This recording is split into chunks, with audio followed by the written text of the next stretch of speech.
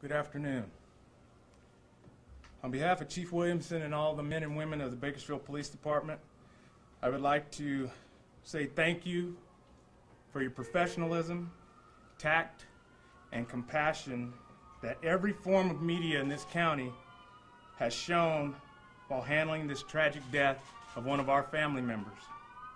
Some of you had information that could have been detrimental to our investigation, and you chose not to air it, and that did not go unnoticed by this department. We asked for the public to come forward, and they did. That is a testament to the support that this community gives to the Bakersfield Police Department and every law enforcement agency in this county on a daily basis. And to our community, we would like to say thank you. Going forward, we know that there will be lots of questions that you will have, but again, as we all know, an arrest is not a conviction. So the investigations detail will be here to field some questions. However, they will not be able to answer all of the questions that you may have. Again, thank you all for your professionalism in the past and your professionalism going forward. And with that, I will turn it over to Chief Williamson. Thank you. I'll reiterate Chief Martin's thanks to the media and the community for their compassion, not only with our employees, but also with our community and Officer Nelson's family. I just kind of wanted to take you through a timeline of what happens in an instant like this, and try to bring you up to speed and what we may be doing going forward. I can tell you that at about 02:45 on Friday evening, I received a call from Chief Martin, who advised me that we had an officer involved in a major injury accident. At that time, I began preparing to come to work, as did our entire command staff, and at approximately 3:10, I was notified that Officer David Nelson had passed due to the injuries sustained in the automobile accident. We immediately responded to the Bakersfield Police Department in an attempt to notify the person who was best suited to receive the information in regards to Officer Nelson's passing. We found that his emergency contact number included his father, Larry Nelson, who is a resident of Burbank, California. Due to the manner in which media seems to move in this day and age, we decided to contact Burbank Police Department to make personal notification of Officer Nelson's death. Fortunately, Burbank Police Department is very familiar with Officer Nelson. He had been a cadet there for 4 years prior to coming to work as a police officer at the Bakersfield Police Department. Burbank Police Department responded to the Nelson residence in Burbank and made that notification. And upon receiving the information, David Nelson's father, Larry Nelson, contacted me via telephone. Of course, this is not the way we generally make notifications in a police officer's death. However, we felt it most appropriate. I apologize to Mr. Nelson in regards to the way the notification was made. With my deepest and sincerest apology, told him I wish I could have been there, but I did not know whether he would receive the information via media before I could get to his residence. After speaking briefly with Mr. Nelson, David Nelson's father, we immediately began preparation both for internal issues and external issues and moving forward with our service obligations and our memorial to Officer Nelson. Internally, we immediately opened up the Department Operations Center, which included a line for not only regarding the traffic accident, but also for an investigation of what we believed was a possible crime scene in the area of where the accident occurred. The California Highway Patrol immediately responded to us contacted us and advised us they would take over the traffic accident investigation. It was greatly appreciated. We had a team of about 30 investigators out mulling over the crime scene on that Friday morning, deep into Friday afternoon, looking for any possible evidence that would assist us in identifying the Hyundai silver vehicle with paper license plates. We set up a tip line, a condolence line, also lines to assist the family in any financial matters that they might have. We had approximately 100 employees called in or so to handle those scenes, as well as be in the Department Operations Center to ensure the information was coming in correctly and being disseminated appropriately. Also, we have to remember Officer Nelson had a shift that he just left for the rest of his life. And those people were still here at the police department. And they needed someone to come and talk to them. So the Department Operations Center assigned a peer support officer to the center. Also, we contacted clergy, consisting of our chaplain program and also a police psychologist to come to the police department.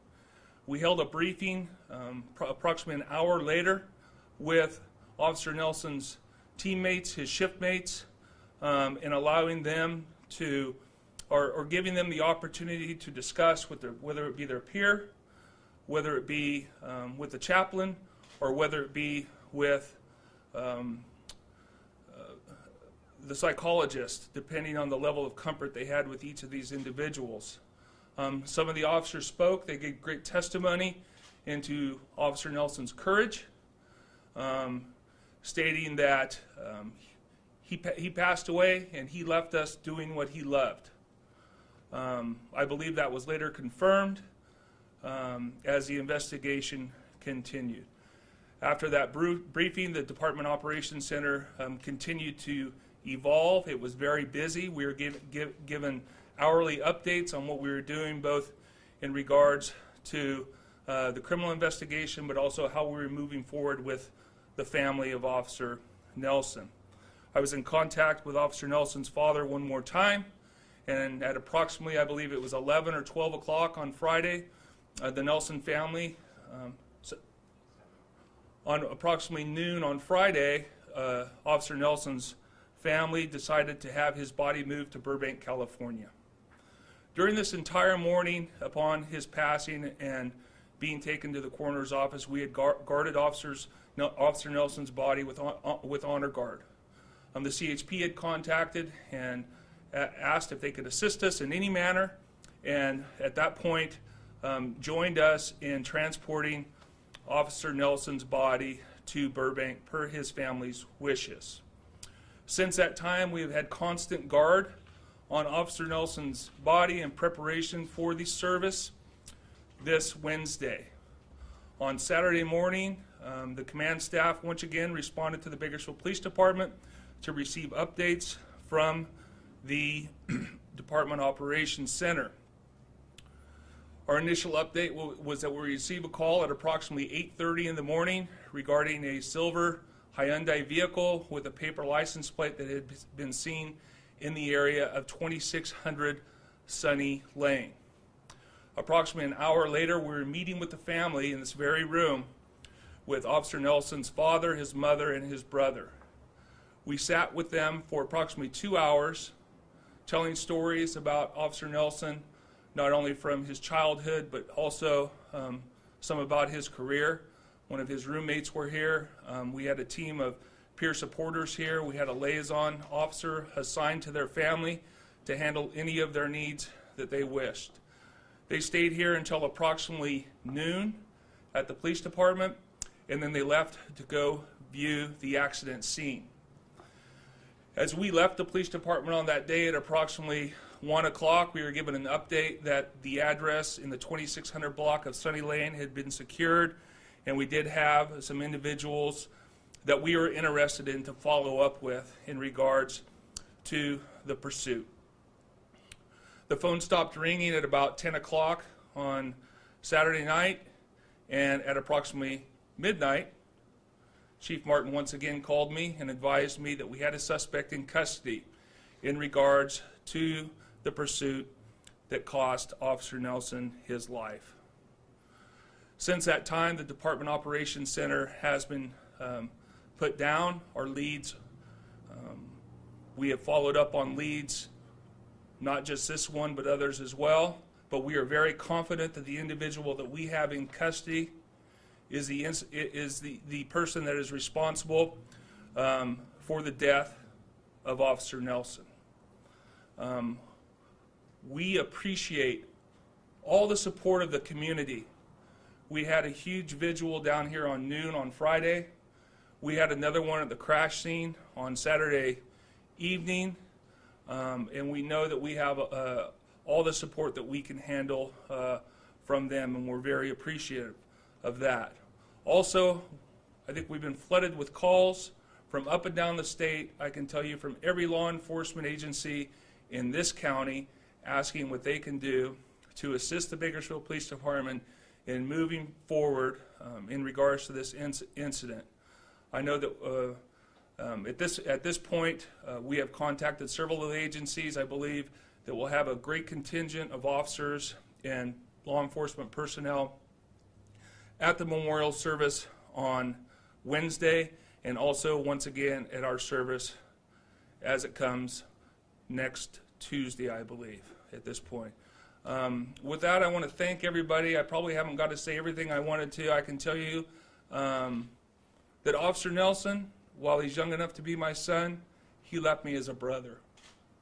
And that's what we are here, and we appreciate all of your support in what's happened, and we're looking forward to moving past this and just having a great memorial for Officer Nelson and going forward after that. Thank you.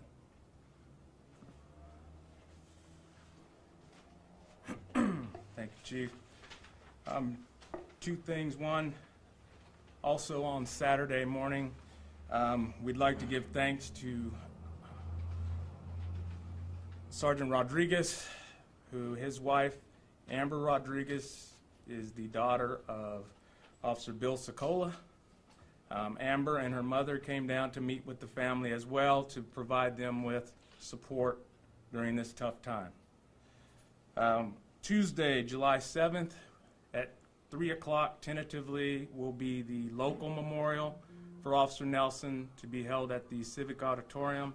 Sergeant Grubbs will get that information out to everyone as soon as we get that secured. But right now we have a tentative date and location and time.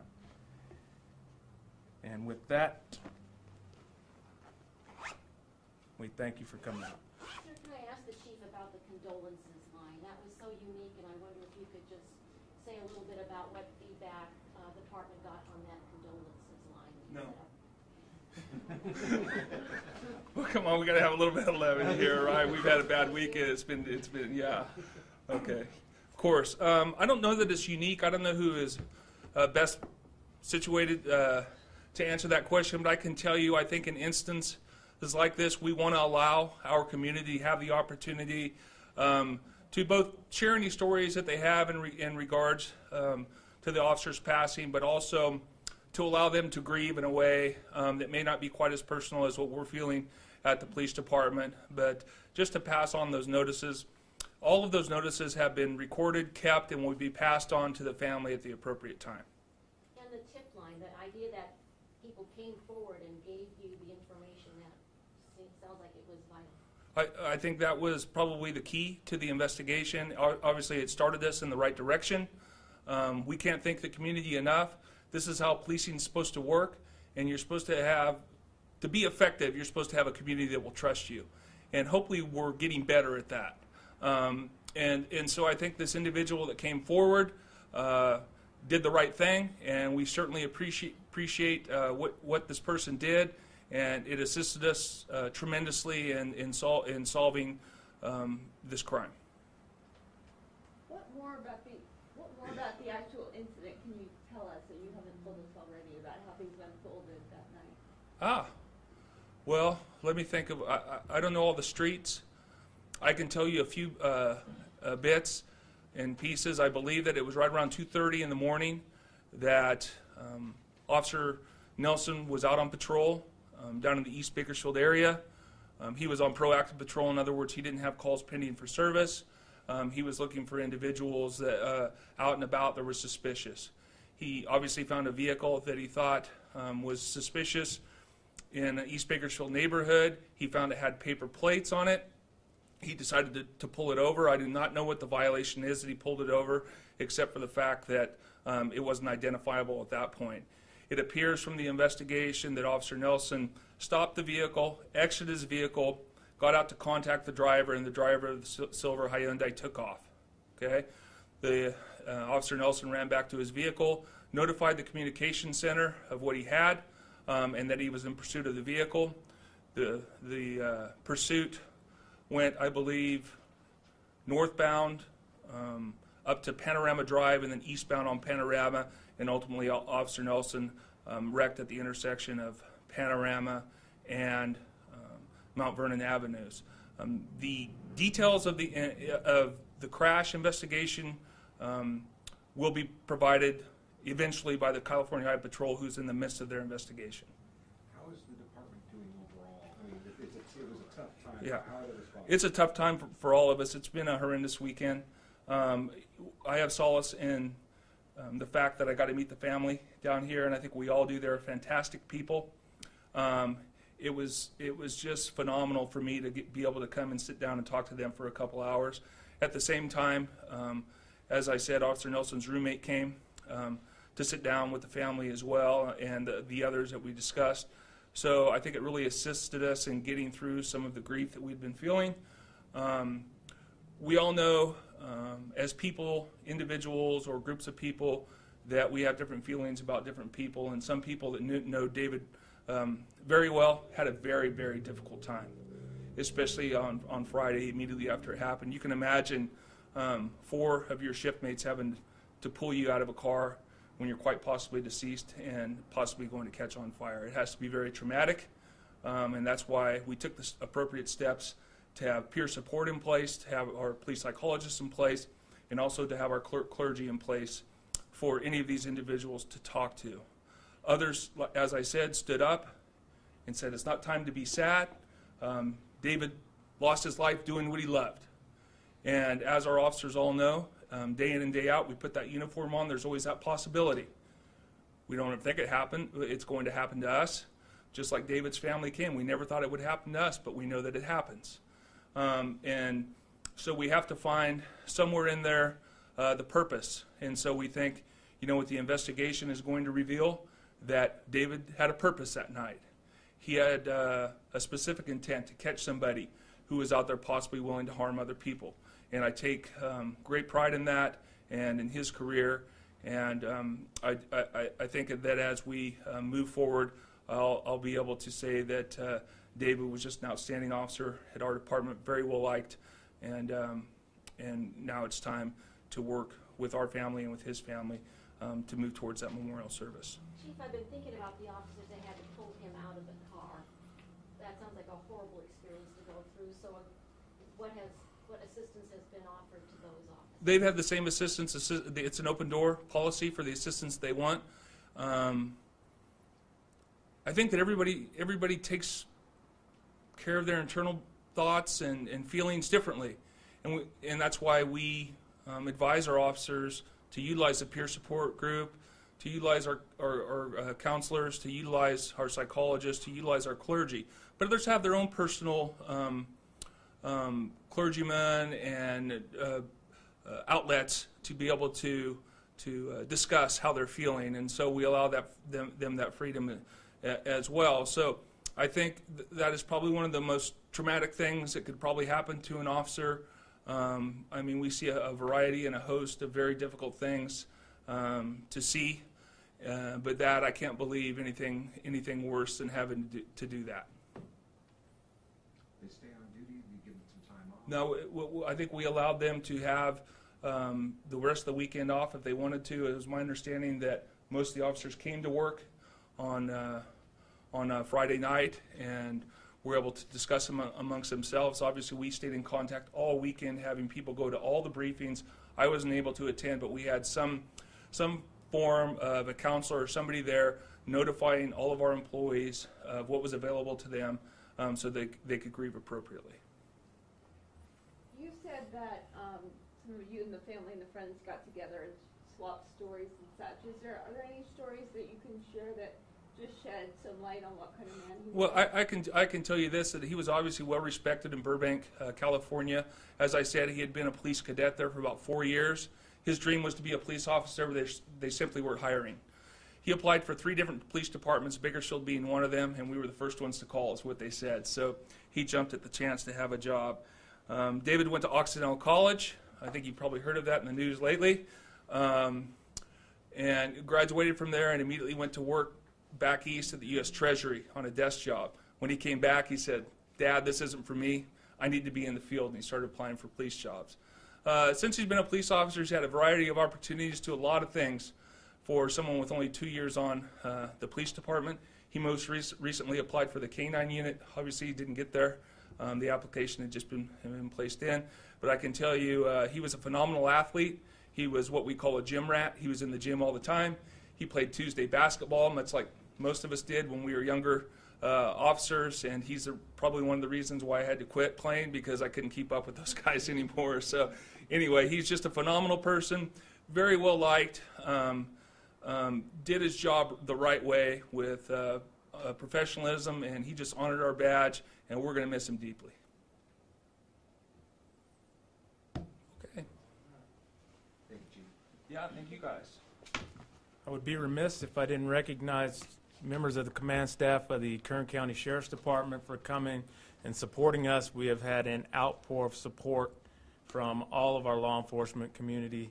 But again, this is just another testament to how close we are as an agency, and anything that we need, they have not hesitated to provide to us. So thank you again all for coming out.